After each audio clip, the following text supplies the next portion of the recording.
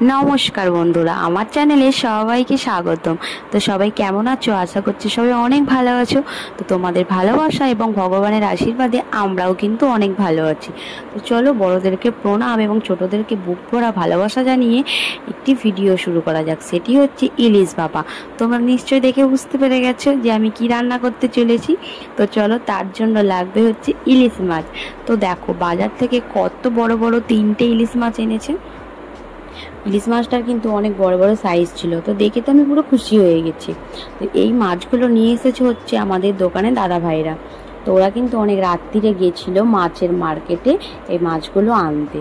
আর এখানে এইটা কি মাছ আমি এর নাম জানি না, তোমরা যদি জেনে থাকো অবশ্যই কমেন্ট করে জানাবে এই মাছটার নাম কি। তো আমার তো দেখে মনে হচ্ছে এটা ইলিশ মাছের বাচ্চা, কারণ ইলিশ মাছের মতোই দেখতে। আর এখানে আছে হচ্ছে চিংড়ি মাছ। তো চিংড়ি মাছটার কিন্তু অনেক বড় বড় সাইজ ছিল। তো অনেকটাই চিংড়ি মাছ ছিল এখানে। আর ইলিশ মাছটার তো কোনো কথাই হবে না, এত বড় সাইজ ইলিশ মাছটা দেখতে কিন্তু দারুণ লাগছে। আমি তো দেখে অনেক খুশি হয়ে গেছি মাছটা। তো এখন মাছটা কেটে নিতে হবে। তো আমি তো মাছ কাটতে পারি না, তাই মাছ কাটার ভিডিওটা আমি দেখাতে পারলাম না, কারণ আমাদের দোকানের এক দাদা ভাই মাছটা কেটে দেবে। তো দাদা ভাই বলে দিয়েছে যদি ভিডিও বানাও তাহলে কিন্তু আমি মাছ কেটে দেবো না। তাই আমি বলেছি আচ্ছা ঠিক আছে, আমি ভিডিও বানাবো না, তুমি মাছটা কেটে দাও। তো দেখো এখন মাছটা কেটে নেব।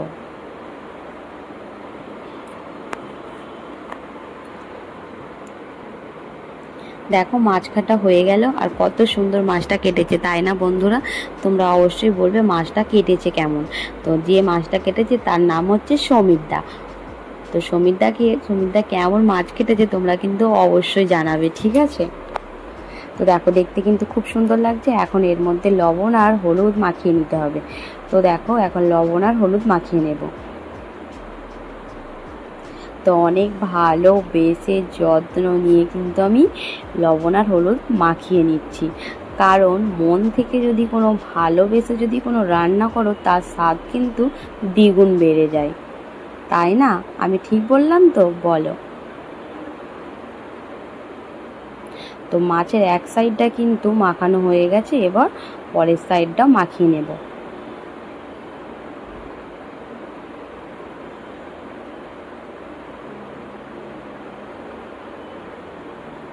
এরপর পরের সাইডটাও লবণ আর হলুদ মাখিয়ে নেব।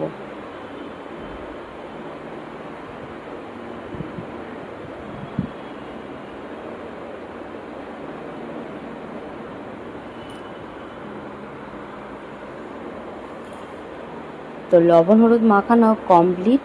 দেখো মাছের কিন্তু গায়ে হলুদ হয়ে গেল, দেখতে কিন্তু অসাধারণ লাগছে, তাই না? তোমাদের কেমন লাগছে তোমরা কিন্তু অবশ্যই জানাবে। তারপর এর মধ্যে কিছুটা কালো সর্ষে, পোস্ত, কাঁচা লঙ্কা আর কাজু বাদাম আমি 10 মিনিট আগে ভিজিয়ে রেখে দিয়েছিলাম,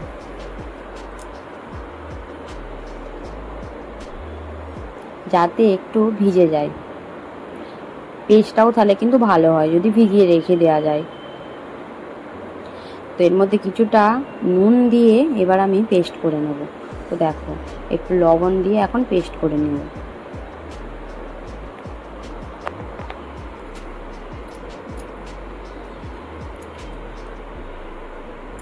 তো চলো এবার পেস্ট করে নেওয়া যাক। তো দেখো এখানে পেস্ট করে নিয়েছি, এই রকম হয়েছে। এবার মাছগুলো সুন্দর করে মাখিয়ে সাজিয়ে নিতে হবে।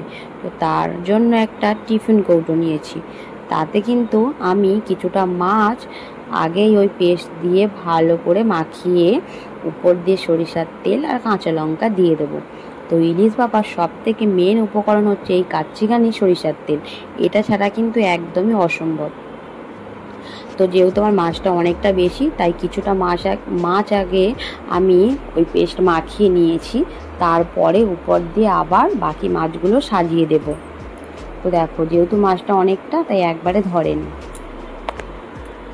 তো বাদ বাকি মাছগুলো ভালো করে সাজিয়ে নিয়ে উপর দিয়ে আর একটু সরিষার তেল দিয়ে কাঁচা লঙ্কা দিয়ে শুধু ভাপিয়ে নিতে হবে। তো দেখো এখানে পুরো রেডি, এবার শুধু ভাপিয়ে নেব। তো ভাপানোর ভিডিওটা আমি দেখাতে পারলাম না, কারণ ফোনটা আমার কাছে ছিল না।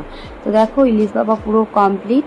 মাত্র 10 থেকে 15 মিনিট ভাপিয়ে নিলে কিন্তু হয়ে যাবে হচ্ছে সুস্বাদু একটি ইলিশ ভাপার রেসিপি। তো দেখো এবার শুধু খাওয়ার পালা, তো খেয়ে বলতে হবে যে কেমন হয়েছে। তো ভিডিওটি যদি ভালো লেগে থাকে তোমরা অবশ্যই লাইক কমেন্ট শেয়ার করে দেবে। যারা চ্যানেলে নতুন আছো তারা কিন্তু অবশ্যই আমার চ্যানেলটি সাবস্ক্রাইব করে নেবে। পাশে থাকা বেল আইকনটি ক্লিক করে রাখবে, যাতে আমি ভিডিও দেওয়ার সাথে সাথেই তোমাদের কাছে নোটিফিকেশন চলে যায়। তো এই যে হয়ে গেল। এইরকম যদি একটি ইলিশ ভাপা রেসিপি থাকে না, আর কিছুই লাগবে না। তো কেমন লাগলো ভিডিওটি তোমরা অবশ্যই জানাবে। তো এখনকার মতো বিদায় নিলাম। সবাই ভালো থেকো, সুস্থ থেকো। দেখা হচ্ছে একটি পরের ভিডিওতে। তো টাটা বাই, সবাই সুস্থ।